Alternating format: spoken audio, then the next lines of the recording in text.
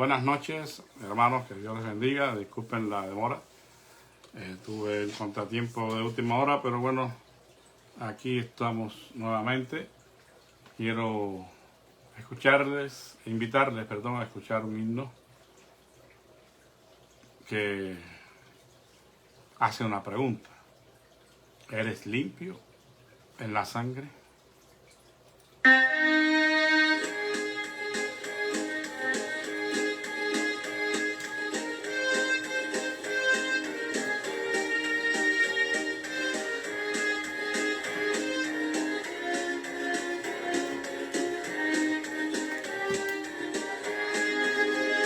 Has hallado en Cristo plena salvación por la sangre que Cristo vertió. Toda mancha lava de tu corazón. Eres limpio en la sangre eficaz. Eres limpio en la sangre de Cristo Jesús. Es tu corazón más blanco que la nieve. Eres limpio en la sangre eficaz. Vive siempre al lado de tu Salvador por la sangre que Él derramó. Del pecado eres siempre vencedor. Eres limpio en la sangre eficaz. Eres limpio en la sangre de Cristo Jesús. Es tu corazón más blanco que la nieve. Eres limpio en la sangre eficaz.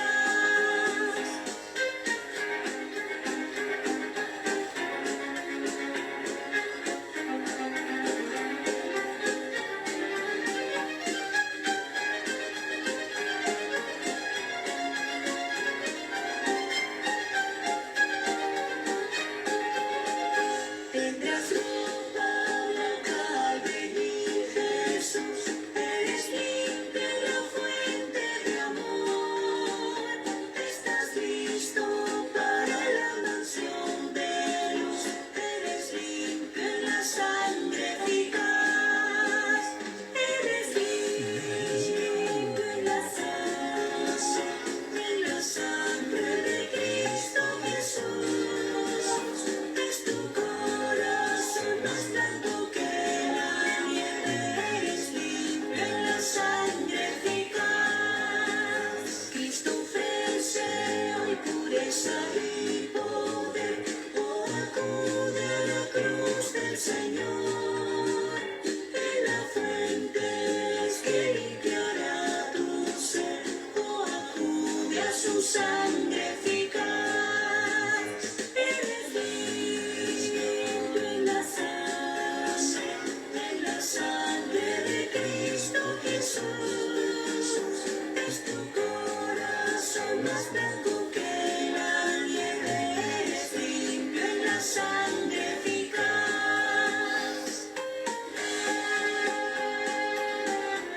Gracias, te adoramos. Gracias.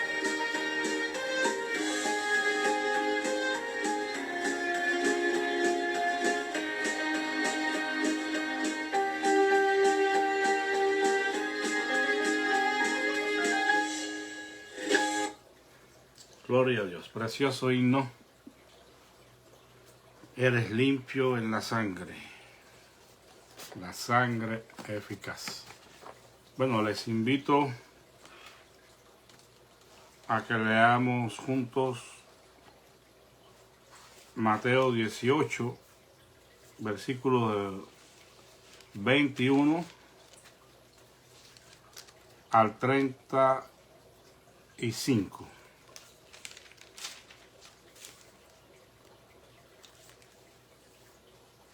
Entonces se le acercó Pedro y le dijo: Señor, ¿cuántas veces perdonaré a mi hermano que pecare contra mí?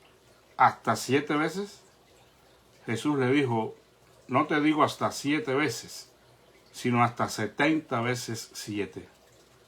Por lo cual el reino de los cielos es semejante a un rey que quiso ajustar cuentas con sus siervos.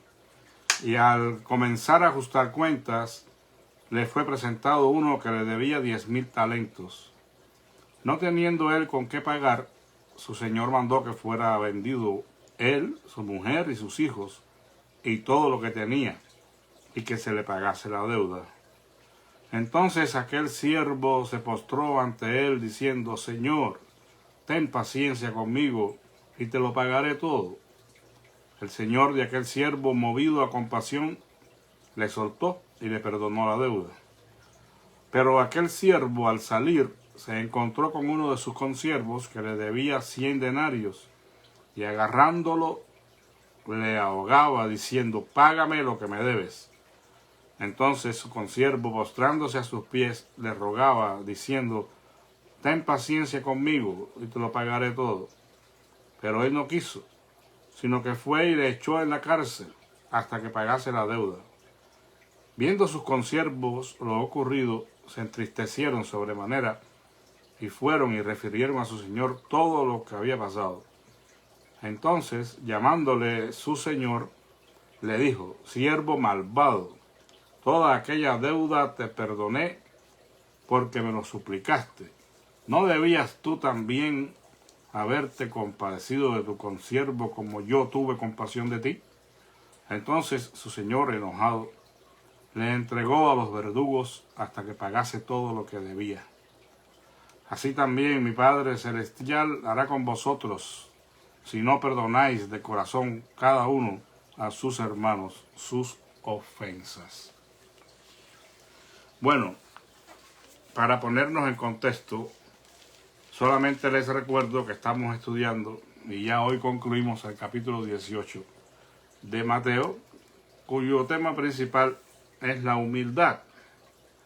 Y el Señor aquí, en este último discurso de los 5 que forman el Evangelio, les presenta a sus discípulos y a todos los que le escuchaban la humildad como una virtud esencial en lo que es la vida espiritual. Aquí en el capítulo se muestra que la humildad es esencial para entrar en el reino de los cielos.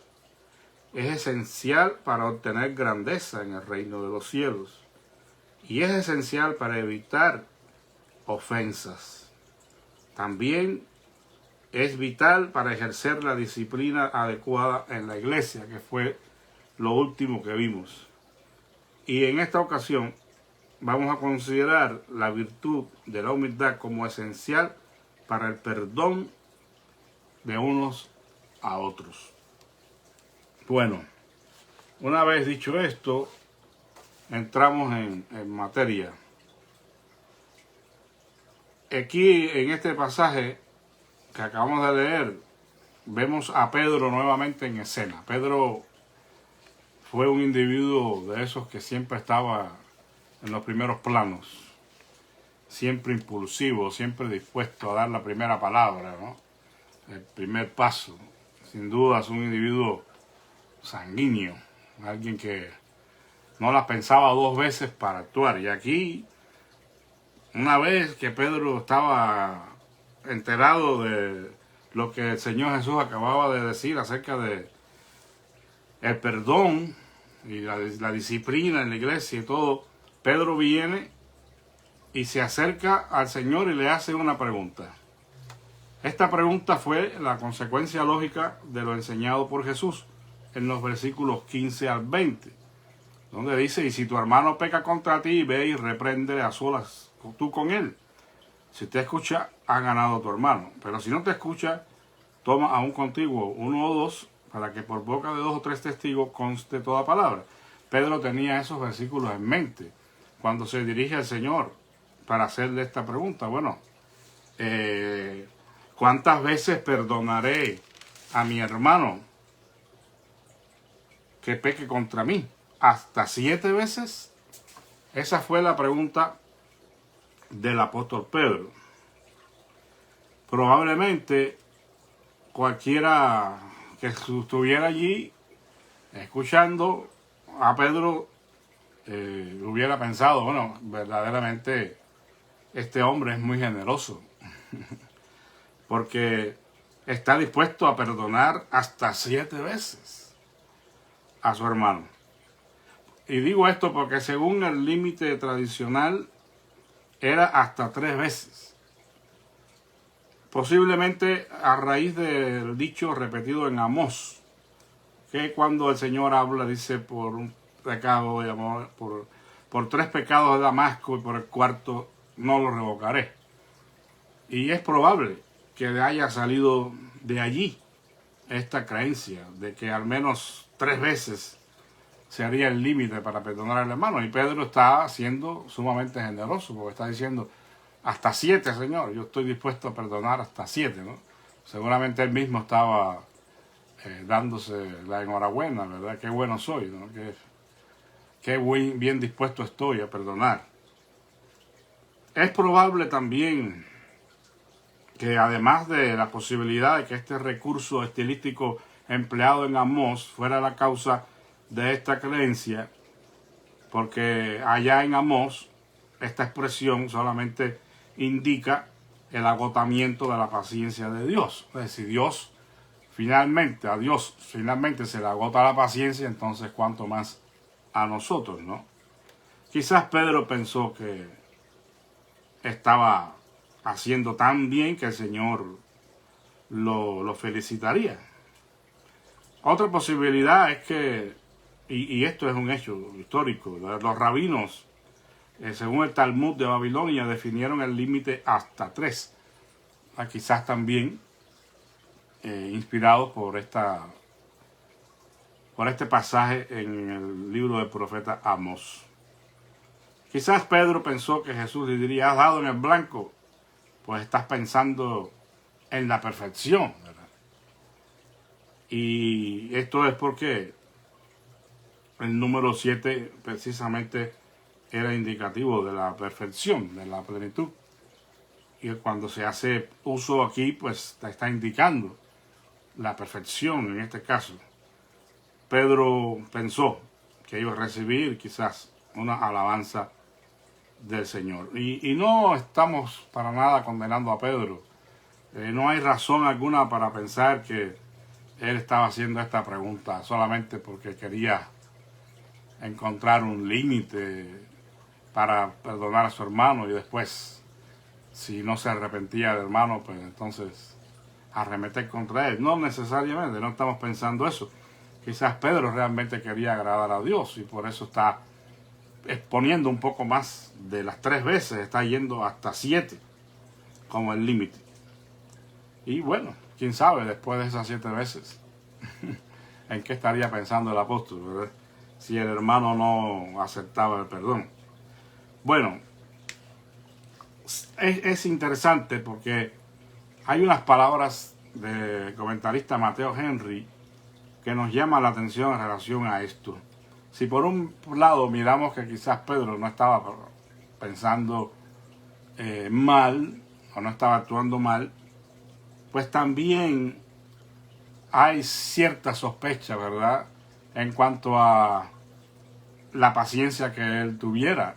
Quizás llegaría hasta 7 veces nada más y después, pues, quién sabe lo que ocurriría.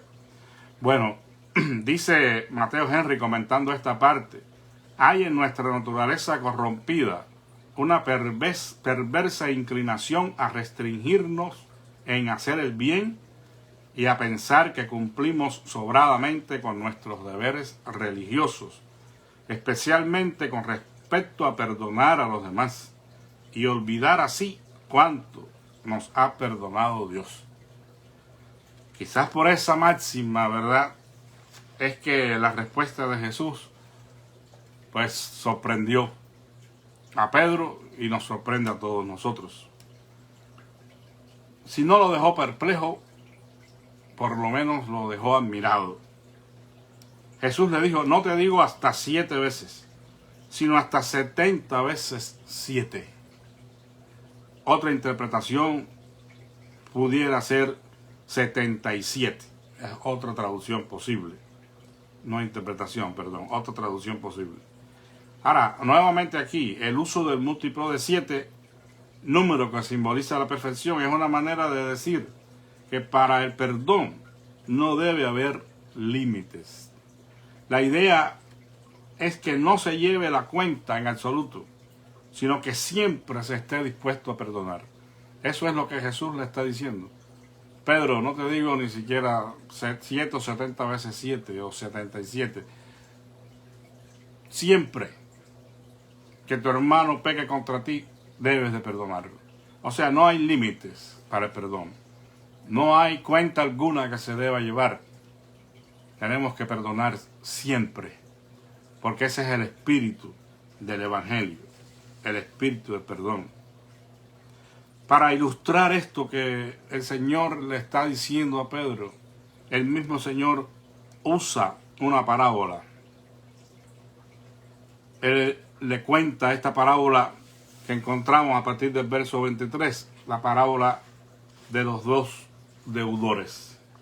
Una parábola es una narración en forma alegórica que relata hechos naturales o acontecimientos posibles, siempre con el propósito de declarar o ilustrar una o varias verdades importantes. Generalmente es una sola verdad, pero es una narración con la que ellos estarían familiarizados.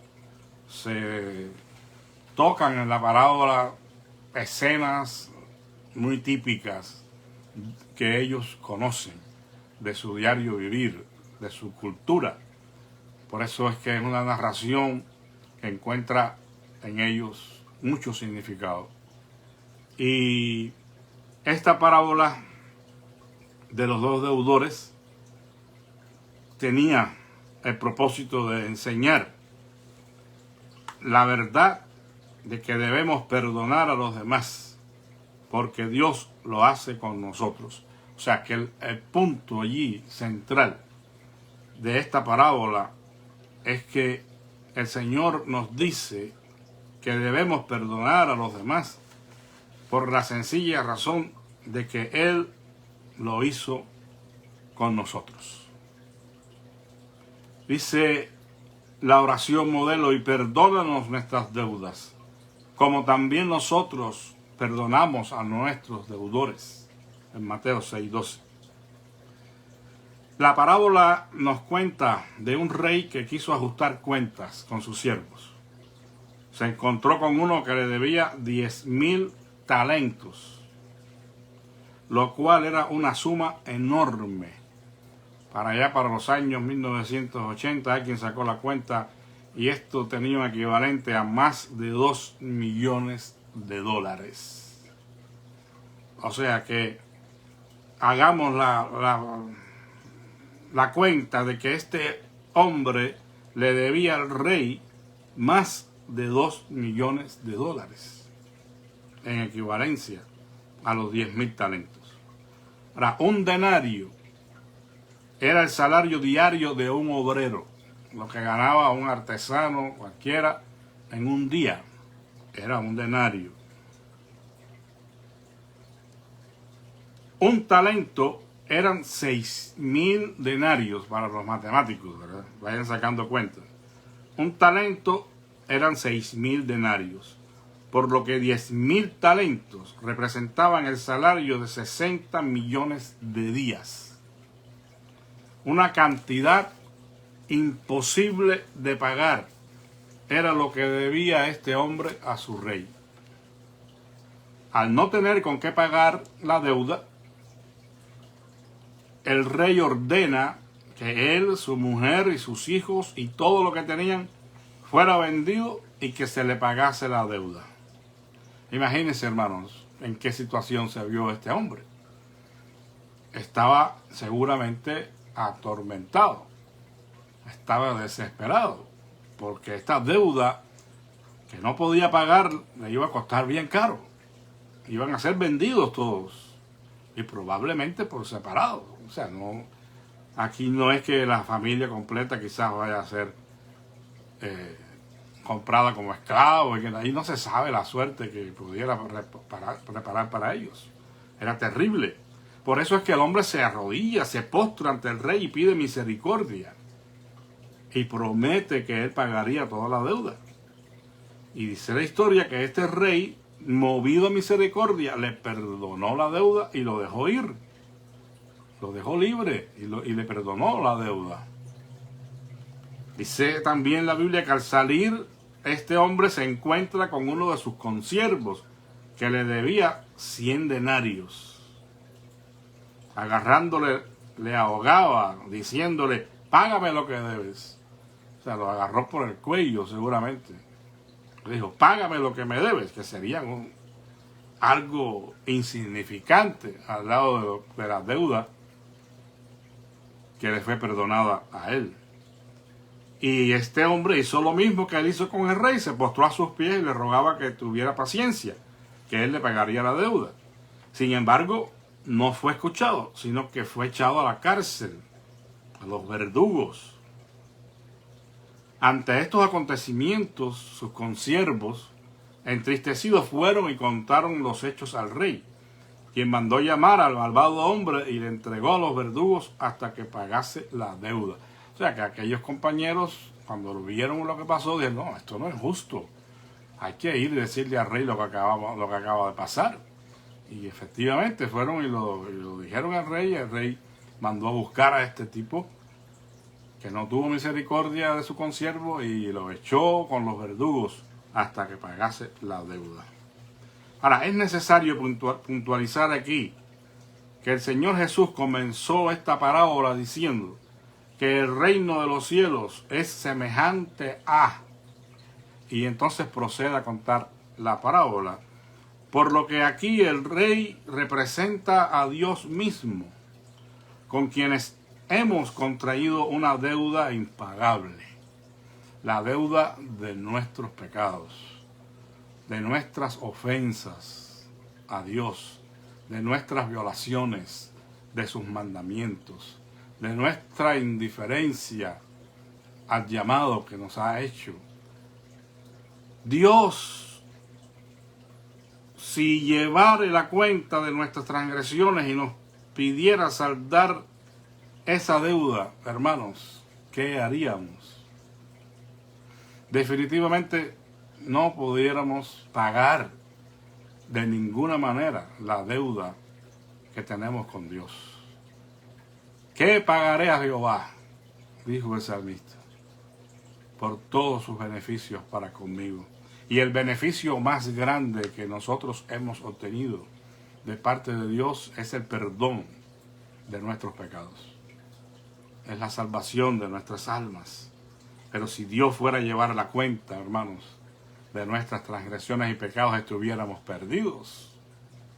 Pero su infinita misericordia, o por su infinita misericordia, Él ha decidido, en base a su plan redentor, perdonar los pecados de todos aquellos que se acerquen a Él, creyendo en su plan redentor, que es creer en Jesucristo como el Mesías, en creer en Jesucristo como el Hijo de Dios, y en base a esa fe y el genuino arrepentimiento de nuestros pecados, Él nos perdona y salda la deuda por los méritos de Cristo. Incluso no solo promete perdonar, sino olvidar todos nuestros pecados. Y esto es algo curioso, ¿verdad? Porque cualquiera que se sienta a pensar un poco dice, ¿cómo Dios puede olvidar algo? Dios no puede olvidar nada. Pero lo que significa esto es que Dios no traerá a colación de nuevo esos pecados. Él no va a tirarnos en cara nuestros pecados nuevamente. Sin dudas es un gran amor el de Dios. Hay una palabra del profeta Miqueas de Moreset aquí que retumban en nuestros oídos.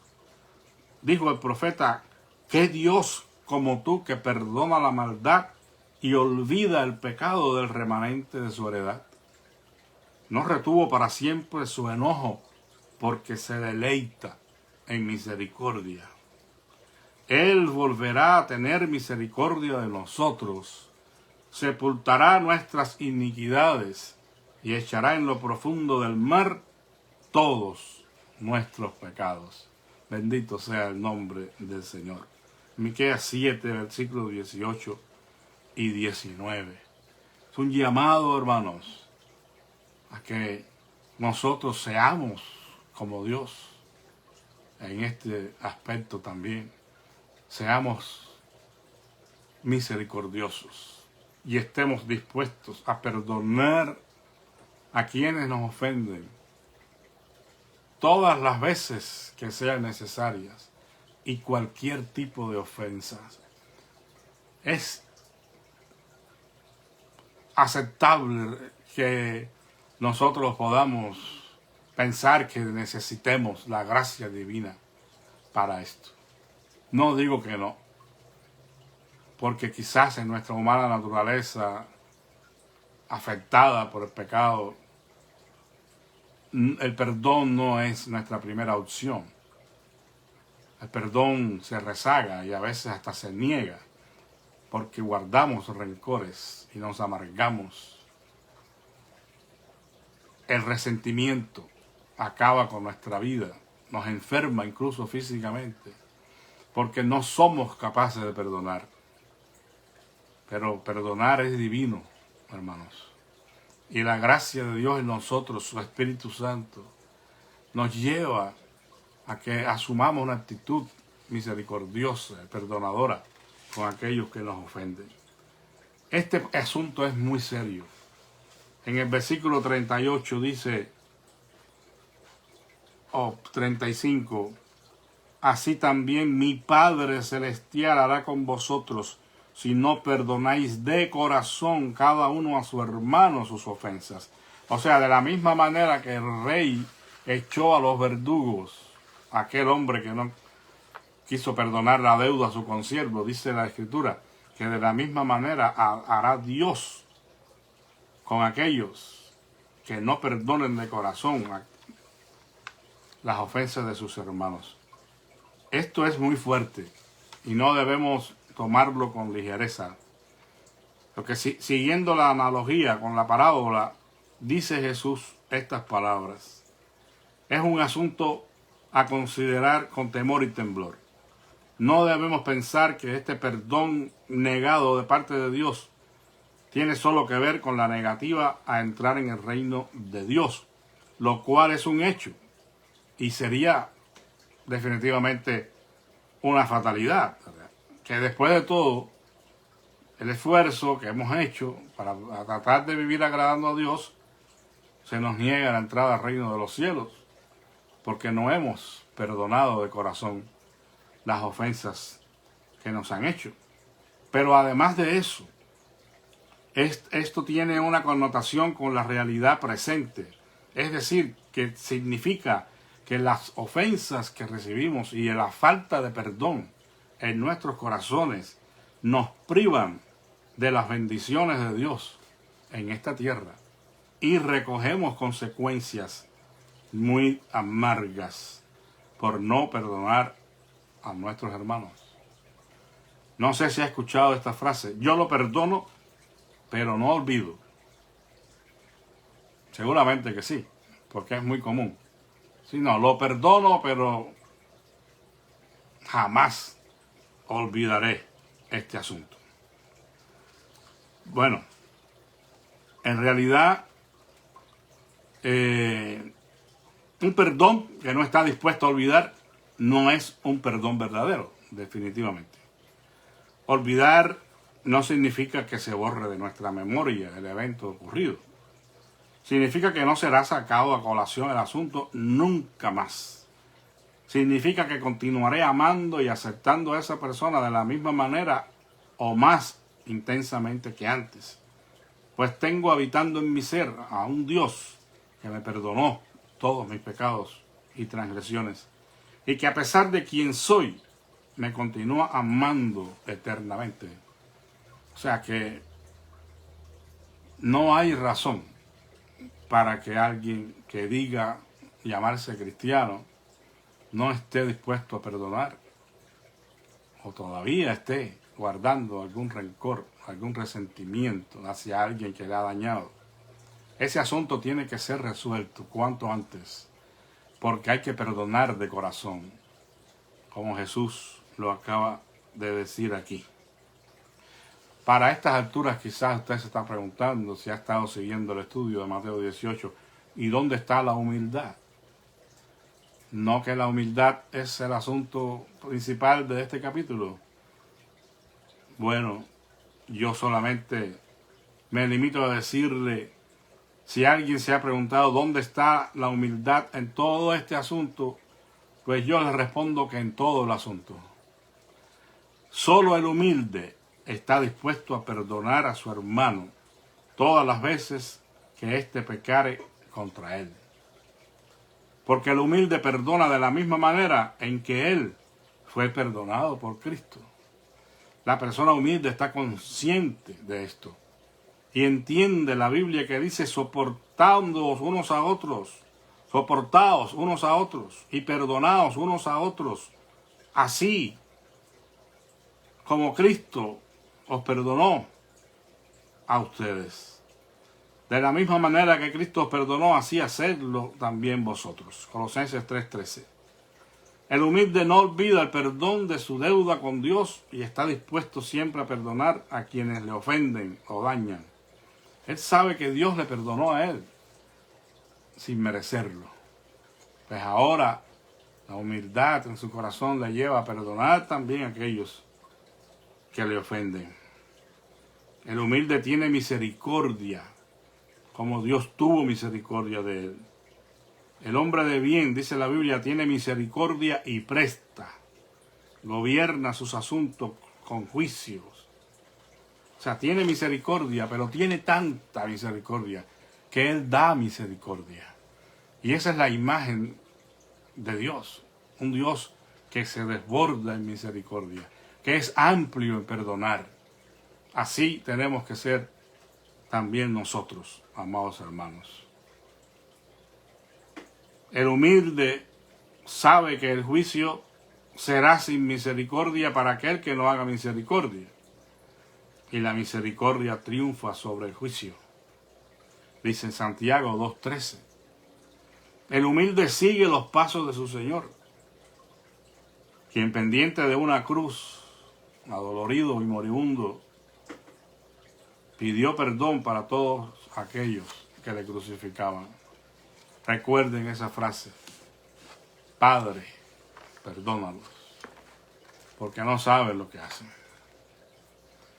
Nuestro Señor nos dio el mayor ejemplo de humildad, el mayor ejemplo de perdón sobre la cruz de Calvario. Y como dijera el apóstol Pedro, Él nos ha dejado ejemplo para que sigamos sus pisadas. Es decir, para que hagamos lo mismo, hermanos. Seamos como Cristo. Esa es la máxima del Nuevo Testamento. Y para ser como Cristo hay que ser perdonador. Si usted tiene una deuda pendiente, si usted ha sido lastimado por alguien, aún por un ser querido, busque en Dios la gracia y la fuerza para ir y perdonarlo. Usted se va a acordar de este estudio y se va a acordar de Dios, porque va a sentir el gozo y la paz más grande que pueda haber sentido en su vida jamás, porque usted está haciendo la voluntad de Dios. Mientras conserve algún resentimiento en su vida, no es feliz, ni tiene paz, ni puede tener la bendición de Dios, porque Dios es amor. Hágalo, llénese de valor, pídale a Dios que le ayude, pero arregle las cuentas. Si está en la situación de que esa persona que le ha herido ya no está en este mundo, porque esta persona ya falleció, usted perdónelo en su corazón. Hable con Dios y deje de ver a Dios que usted perdona a esa persona de todo corazón. No vaya a ningún lugar para que le hagan una ceremonia allí rara de que este es tu papá o esta es tu mamá y ven y siéntate aquí en su regazo y pide perdón. No vaya a ninguno de esos lugares donde se practican estas cosas ajenas a la fe bíblica. Lo único que tiene que hacer es perdonar en su corazón y Dios le va a perdonar a usted. Que Dios me los bendiga, hermanos. Muchísimas gracias por escuchar nuevamente en esta noche el estudio de la palabra de Dios. Vamos a seguir, si Dios lo permite, con el Evangelio de Mateo hasta que lo terminemos. Y bueno, nunca he tenido preguntas, pero si alguien tiene preguntas y las quiere hacer llegar, podemos usar uno de los espacios de los miércoles para responder a sus preguntas. Digamos que si no es del Evangelio de Mateo, no importa, ¿no? Vamos a tratar de responder las preguntas que tengan lo mejor que podamos, evidentemente. Y estén alertas porque quiero invitar a un hermano que tiene un testimonio muy bonito, muy poderoso, diría yo, de cómo Dios lo rescató después que él, habiendo nacido en un hogar cristiano, se apartó del Evangelio y regresó al Señor y hoy está con nosotros en la iglesia. Quiero preparar esto para que él se sienta cómodo. Es un poco difícil a veces pues hablar así en público, aunque el público no lo tenemos frente, pero ahí está. Y no es nada fácil. Entonces oren por nuestro hermano para que el Señor le ayude a dar su testimonio. Él se llama Abraham Farías, para que se acuerde de su nombre y ore por él y por su familia, para que el Señor les ayude a seguir adelante y su testimonio impacte a más de uno. Vamos a orar. Gracias te damos, bendito Señor, en esta noche por la verdad compartida.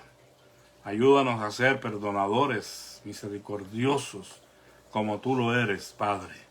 Que nuestro corazón rebose de amor, de compasión, de misericordia hacia todos, Señor. Aún hacia nuestros enemigos, aún hacia quienes nos dañan, Señor. Padre, tú conoces cada persona y cada situación. Te pido que si hay alguien en esto, que tú le ayudes para que tome valor y pueda ir y perdonar a quien le ha injuriado. En esta hora también te suplico por las peticiones que siempre ponemos delante de tu presencia y pedimos, Padre Santo, que nos sorprendas con grandes milagros como tú solo lo puedes hacer. Esperamos en ti, Señor, por Carlos Menchaca, por Norma Escobedo, Padre Santo, para que te glorifiques en la vida de estas dos personas. Te damos gracias por la mejoría de Nora Rivas y seguimos pidiendo, Señor, que tú les restaures completamente en su salud como lo has hecho anteriormente. Bendícela, Señor, restablece su salud. Así, Padre, por la operación de nuestra hermana Esmeralda, que necesita que esa hernia le sea quitada, Señor. Te rogamos que tú le sostengas hasta el día de la operación y que todo sea un éxito. Gracias por la restauración que está teniendo también nuestra hermana Mariquina, Señor. Bendícela y ayúdale a salir adelante. Bendice así, Señor, a nuestras hermanas Gladys, nuestra hermana María Antonia, a cada una de nuestras hermanas, nuestra hermana Olga Padilla. Señor, que ellas puedan fortalecerse en ti, en medio de todas sus necesidades. Bendice el viaje a México de nuestro hermano Emanuel y Mari. Tú sabes cuál es el propósito que les lleva. Rogamos que les guardes, les libres del mal y permitas que puedan solucionar el asunto que llevan, Señor. Cuida de sus hijas que se quedan aquí. Y oh Padre, rogamos por el servicio del domingo, que te manifiestes en medio nuestro y una vez más hables a nuestros corazones. Bendice a cada iglesia, a cada pastor, Señor, en su ministerio. Y te rogamos una vez más tu consolación y tu fortaleza para las familias, Señor, de nuestros hermanos que tú has llamado a tu presencia, Señor, como Guadalupe Moreno y nuestro hermano José Rodríguez. Señor, consuela a sus viudas, a sus hijos, a todas las familias. Tráeles fortaleza, Padre amado. Gracias en esta noche, rogamos que nos guardes muy cerca de ti y nos des un sueño reparador. En el nombre de Jesús. Amén. Que Dios les bendiga. Muchísimas gracias por escuchar y que la paz de nuestro Señor Jesucristo sea con todos ustedes. Amén.